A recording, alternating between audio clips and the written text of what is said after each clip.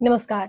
स्वागत है आप सभी का। आपके साथ मैं हूं मेघा कौशिक और लोकसभा चुनाव की हर रणनीति, हर आंकड़े और हर तथ्य से आपको रूबरू करवाने की कोशिश करूंगी। और आज हम बात करेंगे उस जगह की जो सबसे ज्यादा गर्मी और सबसे ज्यादा सर्दी के लिए मशहूर है। सही पहचाना, बात चूरू की करने वाले हैं। चूरू इस वक्त 25 सीटों में से सबसे ज्यादा हॉट सीट में से एक है, क्योंकि अगर 25 सीटों पर बात करें तो बहुत सारी ऐसी सीटें हैं जहां पर बीजेपी के लिए कोई परेशानी नहीं है, लेकिन कुछ ऐसी सीटें हैं जहां टक्कर हो सकती है। और या दूसरे शब्दों में कहें तो उस सीट पर अभी रोचक मुकाबला देखने को मिलेगा, क्योंकि चूरू प्रधानमंत्री मोदी आ चुके हैं और एक संदेश उन्होंने दे दिया है। चूरू में जाति के आधार पर वोट पड़ते हैं, लेकिन प्रधानमंत्री ने राष्ट्रवाद का जिक्र कर कर ये संदेश दे दिया है कि आखिर इस चुनाव का रुख किस तरफ होना चाहिए। तो आज सवाल फिर ये भी है कि देवेंद्र झांझड़िया ने जब सभा में कहा कि 2 साल पहले ही प्रधानमंत्री ये संकेत दे चुके थे उनको, लेकिन उनको उस वक्त समझ नहीं आया था। तो क्या 2 साल पहले ही तय हो चुका था कि राहुल कसवा का टिकट कटेगा? क्या ये तय हो चुका था कि इस बार राहुल कसवा को, वो परिवार कसवा परिवार जो लगातार चूरू की राजनीति में सक्रिय रहा, राहुल कसवा के पिता भी सांसद रहे, राहुल कसवा भी 2 बार से सांसद हैं, और उसके बाद अब उनका टिकट कट जाएगा। और अगर अब जब ये टिकट कट गया है, कांग्रेस में वो चले गए हैं, प्रत्याशी वो बन गए हैं, अगर राहुल कसवा हारते हैं तो कसवा परिवार का फिर क्या होगा? क्या प्रधानमंत्री मोदी आए हैं और उसके बाद उन्होंने जिस तरह के संदेश दिए हैं, जाटों का रुख किस तरफ रहने वाला है? क्या चूरू की राजनीति जातिगत समीकरण कहते हैं? इन तमाम चीजों पे चर्चा करेंगे। और एक और चीज, क्योंकि राजेंद्र राठौड़ ने मंच से प्रधानमंत्री की उपस्थिति में ये साफ कर दिया कि अब कोई बात नहीं होगी, अब रण होगा, अब युद्ध होगा। मित्रता की बात मैंने की थी, अपनी पंक्तियों के माध्यम से उन्होंने कह दिया, लेकिन अब मित्रता की बात नहीं होगी। तो चूरू वो जगह है जहां पर इस वक्त सबसे ज्यादा रोचक मुकाबला है। राहुल कसवा, राजेंद्र राठौड़ वर्सेस ये नजर आ रहा था। देवेंद्र झाझड़िया जो है वो प्रत्याशी के तौर पर बीजेपी में उतरे, लेकिन राहुल कसवा प्रधानमंत्री मोदी का जिक्र नहीं करते हैं, ना उनका विरोध करते हैं, ना जिक्र देवेंद्र झाझड़िया का करते हैं।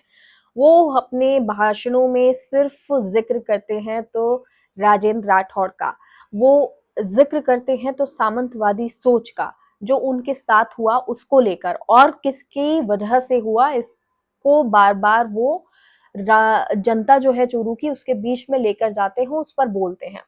जाहिर सी बात है वो राजपूत वर्सेस जाट करने की कोशिश, या कहें कि जो चूरू का चुनाव है वो सिर्फ स्थानीय स्तर पर रहे, जो जाति के मुद्दे हैं उन पर रहे, उसको करने की वो कोशिश कर रहे हैं।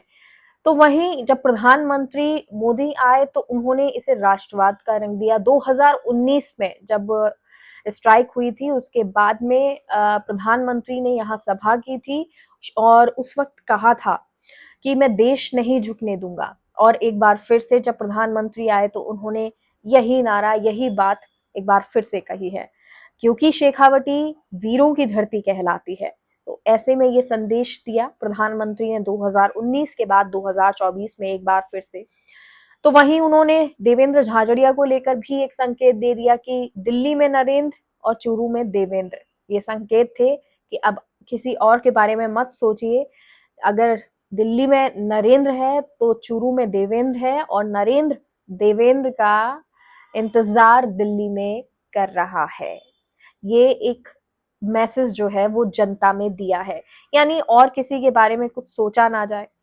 अब यहाँ के समीकरण क्या हैं? देखिए, 8 विधानसभा सीटें यहाँ पर आती हैं और कांग्रेस ने यहाँ अच्छा प्रदर्शन भी किया है। अगर विधानसभा की बात करें 2023 के विधानसभा चुनाव की, तो कांग्रेस ने यहाँ पे 5 सीटों को जीता है, तो वही भाजपा ने 2 सीटों को जीता है और एक बसपा के खाते में चली गई। यानी कि कांग्रेस का पलड़ा यहाँ पर भारी है।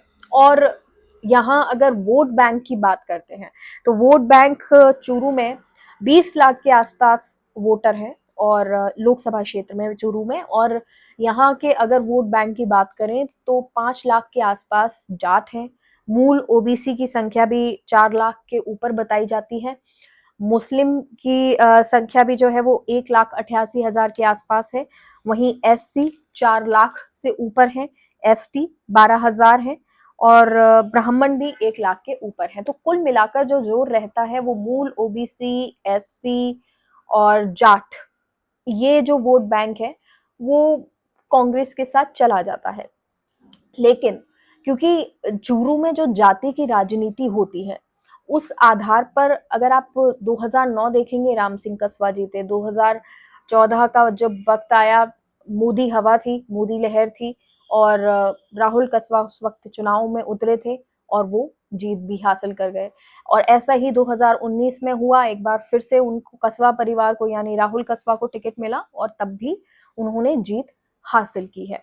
लेकिन जब इस बार टिकट कटा तो राहुल कसवा को ये बात कुछ नागवार गुजरी, क्योंकि बहुत सारे सांसदों का आप देखेंगे देश भर में 100 के आसपास जो है टिकट कटे, बीजेपी ने काटे, लेकिन राहुल कसवा को ये पसंद नहीं आया। राहुल कसवा को लगा कि जो राजेंद्र राठौड़ बार बार जिक्र कर रहे थे कि जयचंदों से बच के रहना है, उनके जो कार्यकर्ता हैं वो बार बार जयचंद बोल के इशारा राहुल कसवा की तरफ कर रहे थे, उस वजह से जो है ये टिकट काटा गया है। अब ऐसे में राहुल कसवा तो कांग्रेस में चले गए, लेकिन अब उनके परिवार की साख जो है वो दांव पर है। और कैसे है कि राहुल कसवा अब चुनाव लड़ रहे हैं, लेकिन ज्यादातर ऐसा होता है कि लोकसभा चुनाव में लोग मोदी के चेहरे पर जाते हैं, बीजेपी के साथ जाते हैं। तो अगर राहुल कसवा कांग्रेस से लड़ रहे हैं, कांग्रेस से प्रत्याशी हैं मैदान में, तो उनके लिए भी उतनी ही चुनौती है कि उनके समर्थक जो हैं या जो लोग हैं वो उनके साथ में रहे, जो जनता है वो उनके साथ में रहे। अगर ऐसा नहीं होता है तो फिर सवाल ये होगा कि आगे राहुल कसवा किस तरह की राजनीति करेंगे। वहीं अगर प्रधानमंत्री मोदी की सभा से देवेंद्र झाझड़िया, देखिए एक नया चेहरा है, पैरालंपिक है, 2 बार स्वर्ण पदक जीत चुके हैं, 1 बार रजत पदक जीत चुके हैं, निर्विवाद है, किसान परिवार से आते हैं और अभी तक राजनीति में उतरे नहीं हैं। तो ऐसे में कोई उनके लिए कोई विरोध भी नहीं है, किसी तरह की कोई राजनीति में बातें भी नहीं है। नया चेहरा एक तरह से, पूरी तरह से आप कह सकते हैं। तो अब उसका फायदा एक सीधे साधे परिवार से, किसान परिवार से आता है और उनका व्यक्तित्व, देवेंद्र झाझड़िया का भी ऐसा है कि बहुत मिलनसार या लोगों से आम, बहुत ज्यादा नेता की तरह जो व्यक्तित्व है वो मिलनसार वाला है कुल मिला के, तो उसका प्रभाव भी नजर आएगा। तो राहुल कसवा के लिए यकीनन चुनौती है और अब प्रधानमंत्री मोदी के आने के बाद ये चुनौती और बढ़ जाती है, क्योंकि आप 2014 देख लीजिए या 19, शेखावटी गढ़ जरूर कांग्रेस का होगा, लेकिन जब लोकसभा की बात आती है तो लोग बीजेपी के साथ ही जाते हैं। खुद राहुल कसवा इसका उदाहरण है। लेकिन इस बार क्या कांग्रेस में जाके राहुल कसवा अगर जीत जाते हैं तो ये बता पाएंगे कि जो जीत होती थी वो उनके दम पर होती थी, उनके परिवार के दम पर होती थी, ना कि बीजेपी पर। लेकिन अगर बीजेपी जीतती है तो फिर राहुल कसवा के लिए बड़ा प्रश्न चिन्ह होगा। अब होगा क्या, जनता किधर जाती है और किस तरह वोट देती है, क्या ये चुनाव अब राजेंद्र वर्सेस राहुल ना होकर देवेंद्र वर्सेस राहुल हो गया है या राष्ट्रवाद पर चला गया है, ये जनता बताएगी और आने वाले कुछ वक्त में स्थिति और रोचक नजर आएगी। फिलहाल के लिए इतना ही। आप इसी तरह से वीडियो लाइक करते रहिए, सब्सक्राइब करते रहिए। अगर पसंद आता है तो कुछ और आपको लगता है कि नया कर सकते हैं तो जरूर बताइए। नमस्कार।